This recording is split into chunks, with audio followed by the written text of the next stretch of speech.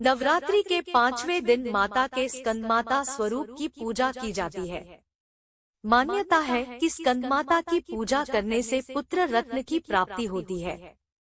कहा जाता है कि अगर किसी को पुत्र नहीं हो रहा है तो नवरात्रि के 5वीं पूजा के दिन स्कंदमाता की पूजा करने से उनकी सारी मनोकामनाएं पूर्ण हो जाती है।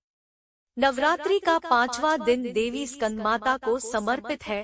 स्कंदमाता से शिक्षा प्राप्त कर ही कार्तिकेय ने तारकासुर का अंत किया था। सिंहासनता नित्यम पद्माश्रित करद्वया शुभदास्तु सदा देवी स्कंदमाता यशस्विनी या देवी सर्वभूतेषु मां स्कंदमाता रूपेण संस्थिता नमस्तस्यै नमस्तस्यै नमस्तस्यै नमो नमः। देवी स्कंदमाता का स्वरूप माता का वाहन सिंह है। स्कंद कुमार कार्तिकेय की माता के कारण इनका नाम स्कंदमाता पड़ा। इसकी गोद में स्कंद बाल स्वरूप में विराजित है। देवी स्कंदमाता की 4 भुजाएं हैं। अपने दाईं ओर की भुजा से देवी स्कंद को गोद में पकड़े हुए हैं और नीचे भुजा में कमल का फूल है। बाईं ओर ऊपर की भुजा में वरद मुद्रा में है और नीचे भुजा में भी कमल का फूल है। इनका वर्ण बिल्कुल शुभ्र है। कमल पर विराजमान होने के कारण इन्हें पद्मासना भी कहा जाता है। देवी स्कंदमाता की कथा। पौराणिक कथा के अनुसार तारकासुर नाम का एक राक्षस था जिसका आतंक बहुत बढ़ गया था, लेकिन तारकासुर का अंत कोई नहीं कर सकता था क्योंकि भगवान शिव के पुत्र कार्तिकेय के हाथों की उसका अंत संभव था। ऐसे में मां पार्वती ने अपने पुत्र स्कंद यानी कार्तिकेय को युद्ध के लिए प्रशिक्षित करने के लिए स्कंदमाता का रूप धारण किया। स्कंदमाता से युद्ध का प्रशिक्षण लेने के बाद कार्तिकेय ने तारकासुर का अंत किया। स्कंदमाता की पूजा करने और कथा पढ़ने सुनने से संतान सुख की प्राप्ति होती है। स्कंदमाता की कृपा से मूढ़ भी ज्ञानी हो जाता है। कहा जाता है कि कालिदास द्वारा रचित रघुवंशम महाकाव्य और मेघदूत रचनाएं देवी स्कंदमाता की कृपा से ही संभव हुई।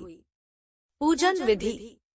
देवी स्कंदमाता की पूजा के लिए पूजा स्थल जहां पर कलश स्थापना की हुई है वहां पर स्कंदमाता की मूर्ति या तस्वीर की स्थापना करें और उन्हें फल चढ़ाएं, फूल चढ़ाएं, धूप दीप जलाएं। माना जाता है कि पंचोपचार विधि से देवी स्कंदमाता की पूजा करना बहुत शुभ होता है। बाकी पूजा प्रक्रिया वैसी ही जैसी ब्रह्मचारिणी, चंद्रघंटा और बाकी देवियों की है। देवी स्कंदमाता का स्वरूप। स्कंदमाता की 4 भुजाएं हैं। इनकी दाहिनी तरफ की ऊपर वाली भुजा में भगवान स्कंद गोद में है। इनके दाहिनी तरफ की नीचे वाली भुजा जो ऊपर की ओर उठी हुई है उसमें कमल पुष्प है। बाईं तरफ की ऊपर वाली भुजा वरमुद्रा में तथा नीचे वाली भुजा जो ऊपर की ओर उठी है उसमें भी कमल पुष्प है। इनका वर्ण पूर्णतः शुभ्र है। ये कमल के आसन पर भी विराजमान रहती है। इसी कारण इन्हें पद्मासना देवी भी कहा जाता है। सिंह भी इनका वाहन है। पूजा का महत्व। नवरात्रि के 5वें दिन देवी स्कंदमाता की पूजा की जाती है। इनकी पूजा करने से सुख, ऐश्वर्य और मोक्ष प्राप्त होता है। इसके अलावा हर तरह की इच्छाएं भी पूरी होती है। ऐसी मान्यता है कि देवी स्कंदमाता को सफेद रंग बेहद ही पसंद है जो शांति और सुख का प्रतीक है। ज्योतिषीय मान्यताओं के अनुसार देवी स्कंदमाता बुध ग्रह को नियंत्रित करती है। देवी की पूजा से बुध ग्रह के बुरे प्रभाव कम होते हैं। यह देवी अग्नि और ममता की प्रतीक मानी जाती है, इसलिए अपने भक्तों पर सदा प्रेम आशीर्वाद की कृपा करती रहती है। स्कंदमाता सिखाती है एकाग्र रहना।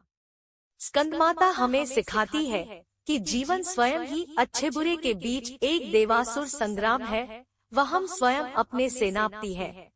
हमें सैन्य संचालन की शक्ति मिलती रहे, इसलिए मां स्कंदमाता की पूजा आराधना करनी चाहिए। इस दिन साधक का मन विशुद्ध चक्र में अवस्थित होना चाहिए जिससे कि ध्यान, चित्त और वृत्ति एकाग्र हो सके। यह शक्ति परम शांति व सुख का अनुभव कराती है।